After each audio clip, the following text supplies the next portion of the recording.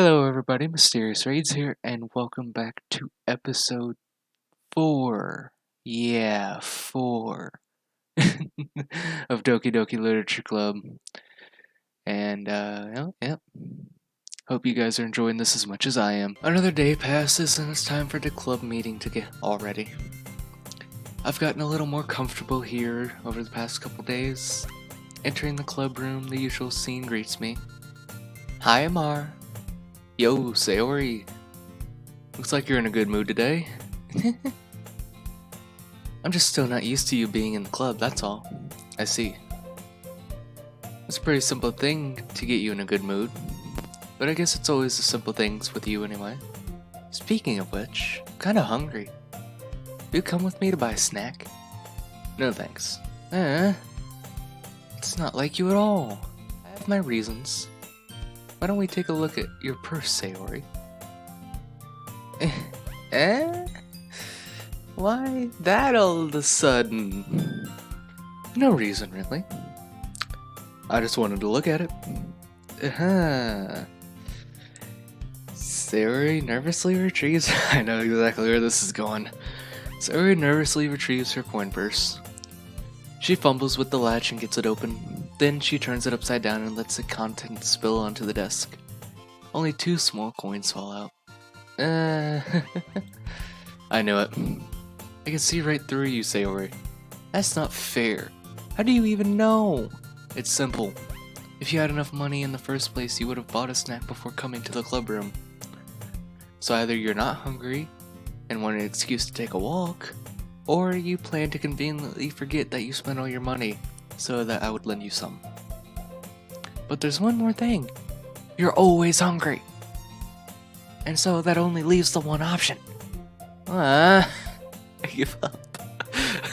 Don't make me feel guilty. Feel guilty, that means you deserve to feel guilty. Yuri suddenly giggles. I didn't notice that she was listening in. Her face is just in her book, as always. I wasn't listening or anything. It was just something in my book. Sure. Yuri, tell Mar to let me borrow some money. Don't get me involved like that, Sayori. Besides, you should only buy what you can reasonably afford. And frankly, after pulling a mischievous little stunt like that, your suffering is fair enough retribution.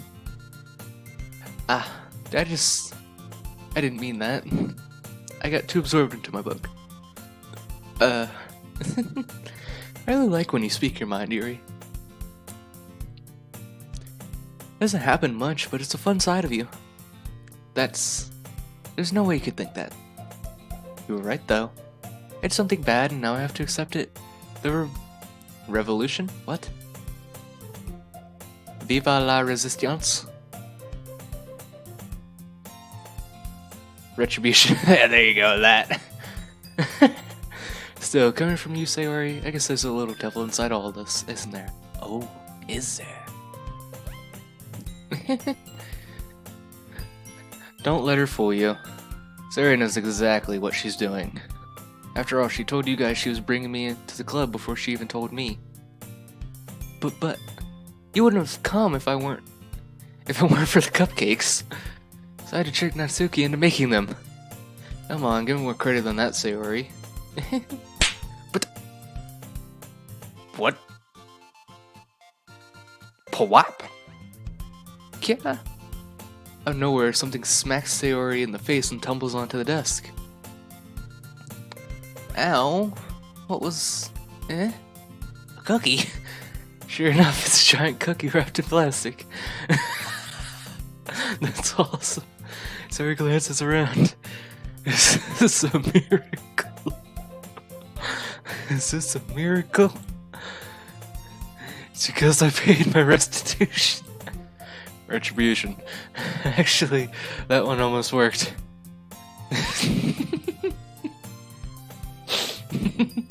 I was just gonna give it to you. Then I heard you blab about the cupcakes. It's really worth seeing your reaction, though. Natsuki, so nice of you. So happy. Yuri hugs the cookie. Jeez, just eat it. Sayori rapidly tears open the wrapper and takes a big bite. So good. Sayori suddenly clasps her hand over her mouth. I bit my tongue. You went through a lot over just one cookie. It takes a bite of her own cookie. Yours looks really good too, Natsuki.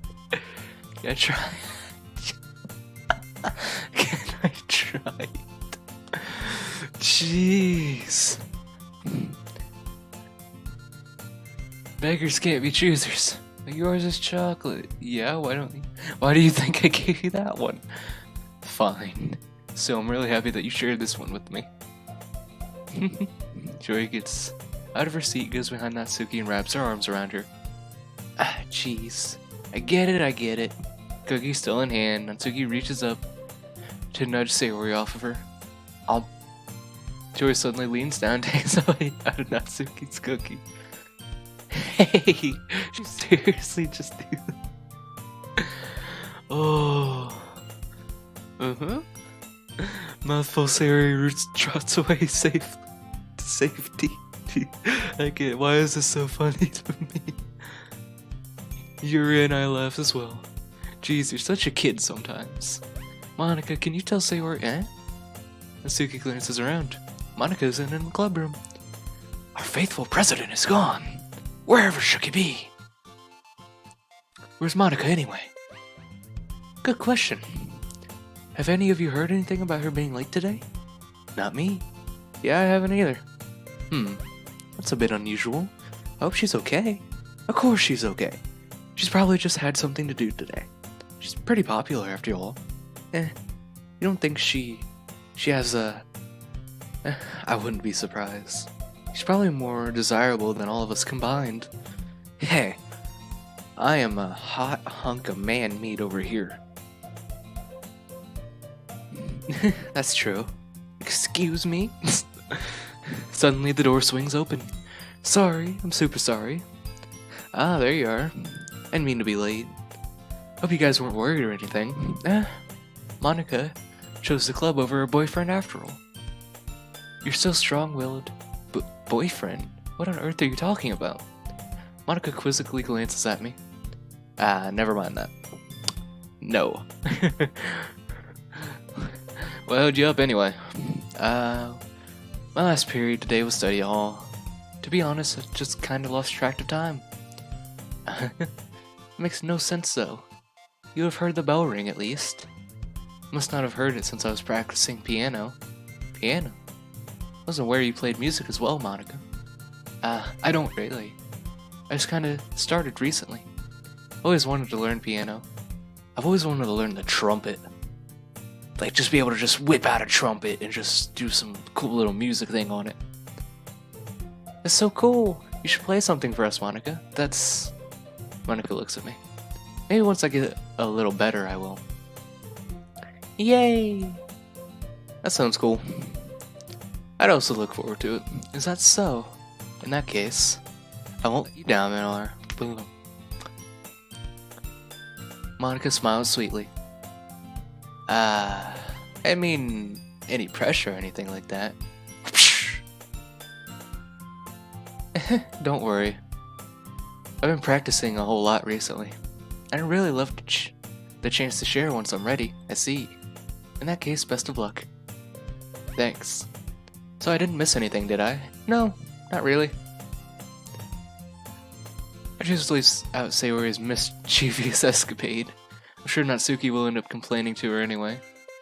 Looks like everyone has already settled down. Sayori somehow already finished her entire cookie. Yuri is back to her book and Natsuki disappeared into the closet. Natsuki, climb out of the closet. Hey Yuri, suddenly noticed that Yuri is reading a different book from the one we've been reading together. Sorry, I didn't mean to interrupt.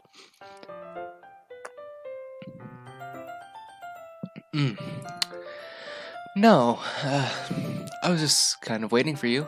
Ah, that's the case. Why don't we go ahead and get started? Yes, let's. Actually, I have a request. Do you mind if I make some tea first? Not at all. Thanks very much.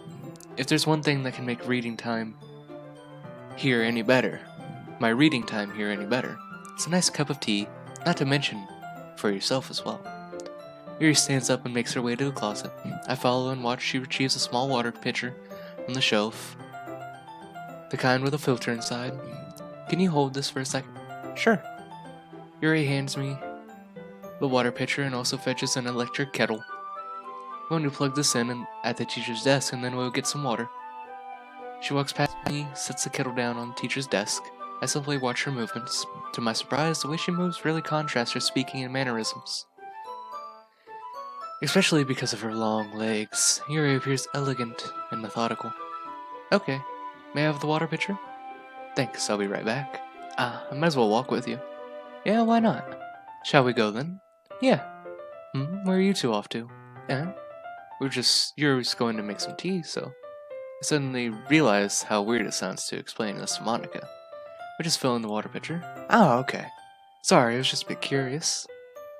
It's kind of a one-person job, isn't it?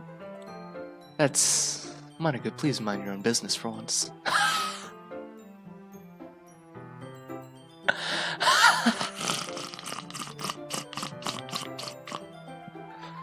Yes! Stick it to Monica. Because even though she has green eyes and they're awesome, I don't like her.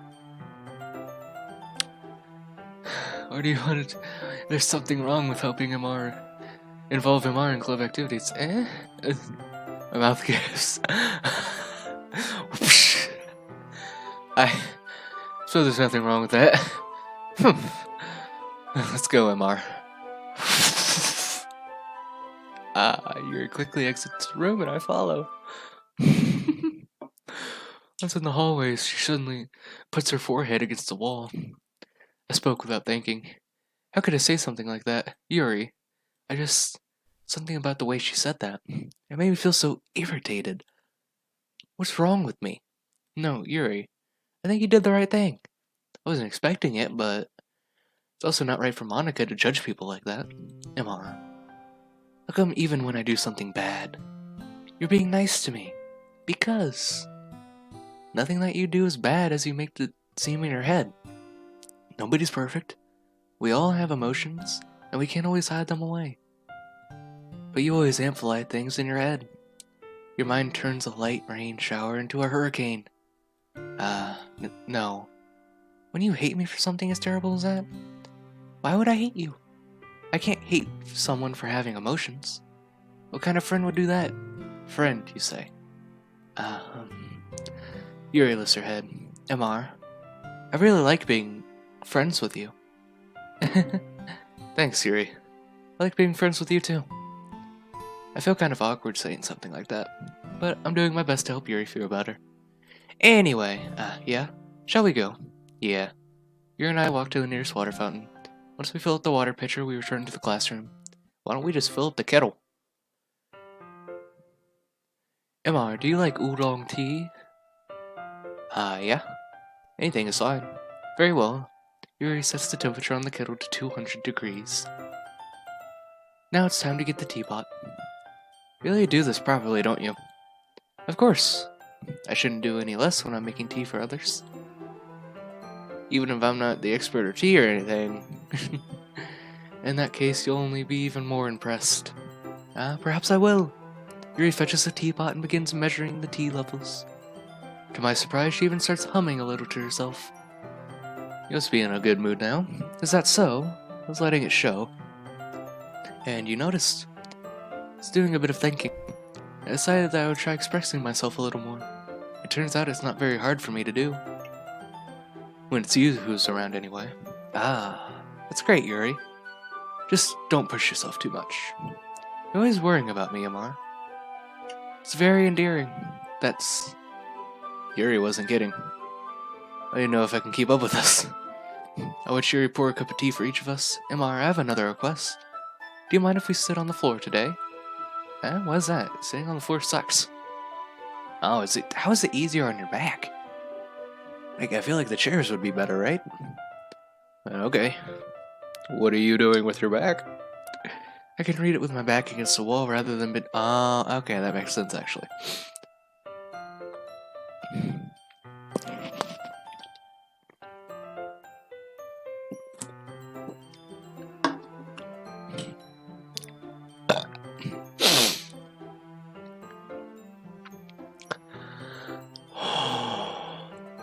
Sorry, I didn't realize. No worries.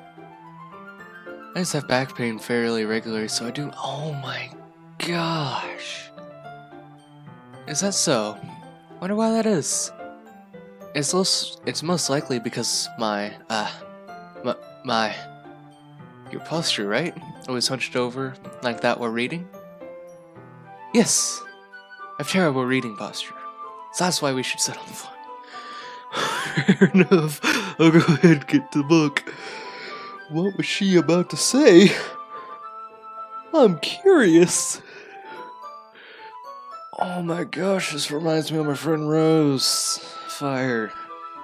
Just minus the purple hair. And minus being white. And minus not wearing glasses. There's a lot of things minus. I'm gonna cut that out. No, don't say that. I retrieved the book from my bag. I have some chocolate as well. It's a bag of small chocolate candies that I kept hidden from Sayori's candy radar. I take it since it'll go well with the tea. Yuri and I then sit against the wall, teacups at our sides. As if in sync, we assume the same reading position as last time, each holding one half of the book, except this time, our bodies are even closer to each other. I can't see too well. Yuri slides closer until our shoulders are touching. How am I supposed to focus on reading while like this? Yuri was always kind of cute, but she's being less apprehensive. It's almost more than I can handle. Your teacup. Yuri hands me my teacup. Holding it with my hand that's not holding the book, I end up in a position that makes it even harder to focus. Sheesh.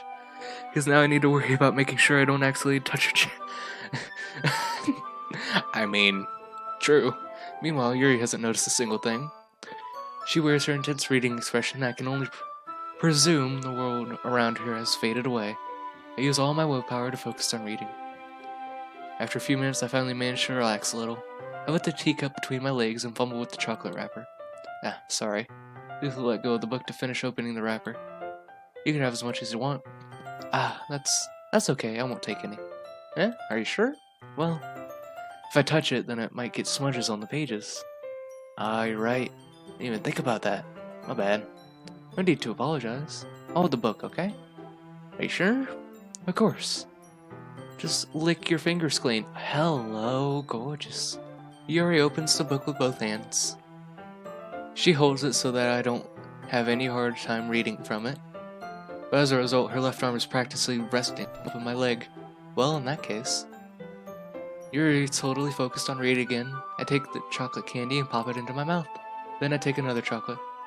I hold it up to Yuri. She doesn't even look away from the book. She simply parts her lips, as if this situation was completely natural. That means I can't stop here. I apprehensively place the chocolate in her mouth. This is...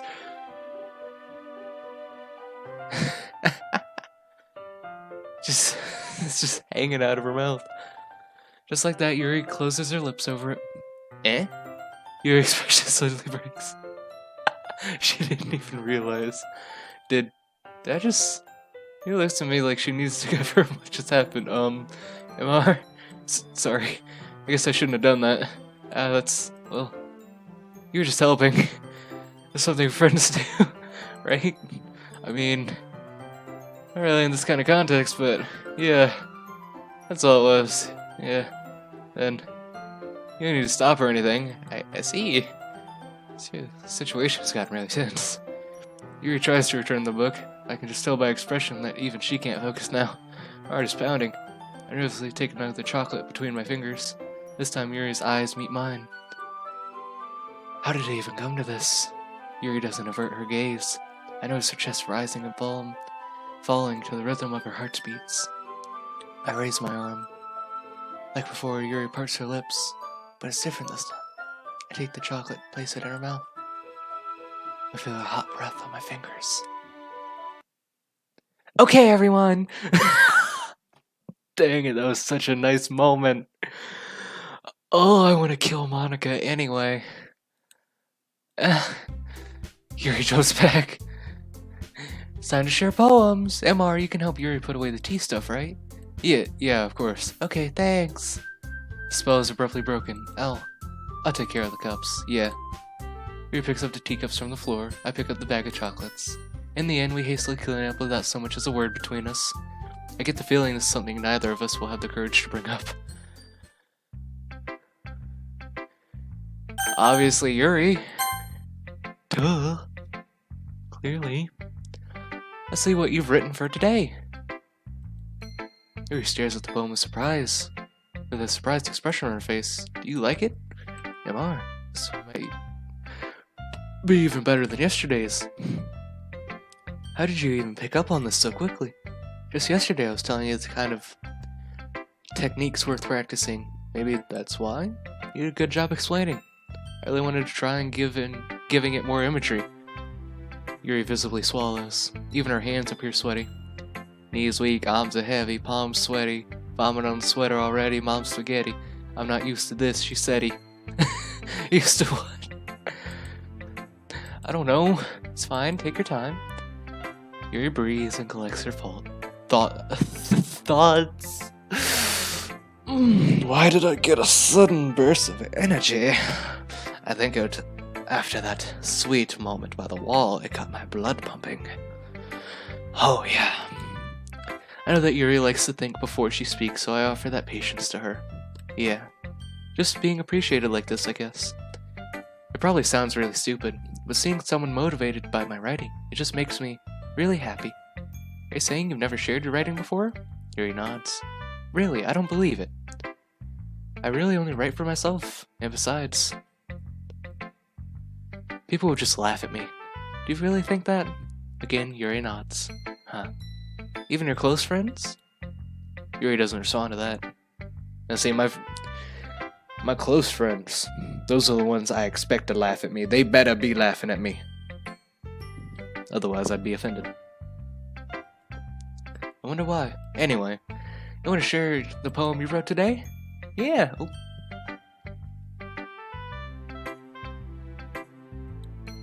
I do, if it's with you. Oh, we got a scroller. The raccoon. It happened in the dead of night, while I was slicing bread for a guilty snack. My attention was caught by the scuttering of a raccoon outside my window. That was, I believe, the first time I noticed my strange tendencies as an unordinary human. I gave the raccoon a piece of bread, my subconscious well aware of the consequences, well aware that a raccoon that is fed will always come back for more. The enticing beauty of my cutting knife was the symptom, the bread, my hungry curiosity, the raccoon, an urge. No! I wasn't done!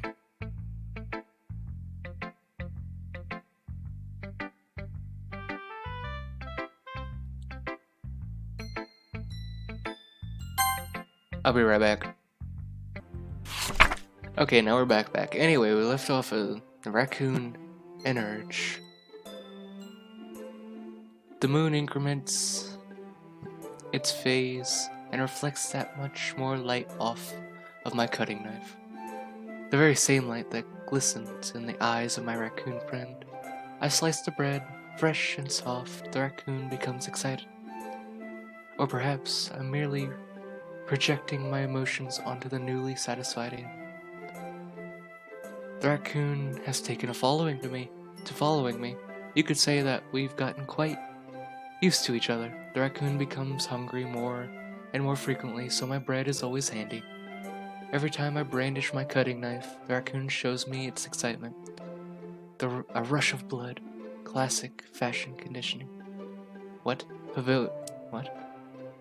I don't know. Conditioning. I slice the bread and feed myself again. Okay, now I'm done with the poem. Thank you. I was a little more daring with this one than yesterday's. I can see that. It's a lot more metaphorical. I don't know if it's my fault, but I can't begin to imagine what this poem is about. That's right. A bit closer to my preferred writing style, using the poem as a canvas to express vivid imagery, conveying emotions through them. Yeah, if I take it at face value, then I can't even figure out what it's supposed to mean. Well, I think it's something that different people can relate to in their own way. I wanted to express the way it feels for me to indulge in my more unusual hobbies. It's those sort of things I'm usually forced to keep to myself. So I sometimes enjoy writing about them. Why do you keep them to yourself? Well, because they're embarrassing. People would make fun of me. Do you have anything like that anymore? Yeah, a few things. Everybody's got a few secrets that they keep to just themselves and maybe one other person later in life when they get married. Well, yeah, I guess I do. I feel like everyone has a little something like that. The best we can do is respect each other and our individualities, even if it's difficult sometimes, and some things make us uncomfortable. After all, if I hadn't learned to embrace my own weirdness, I would probably hate myself. I might be ranting a little bit now. I'm glad that you're a good listener. You're good at a lot of things, like feeding me. Writing, listening, feeding me. There really aren't many people like you, Amar. Exaggerating a little bit. It's just how I feel. Never thought I would feel so comfortable sharing my writing. But now I almost feel like I look forward to it. It's just a real nice feeling. And you're to thank for that. It's just nothing really, I mean. Yuri smiles sincerely at me. For just a moment, her timidness seems to disappear. If I could talk. Alright, everybody. That's going to be the end of episode 4. I'll continue the rest of the poems in episode 5. As always, if you're liking this as much as I am, subscribe for more, like the video. You know what, you guys should know this by now. I mean, come on, you know? But yeah. Anyway, I'll see you all in the next episode. Bye-bye.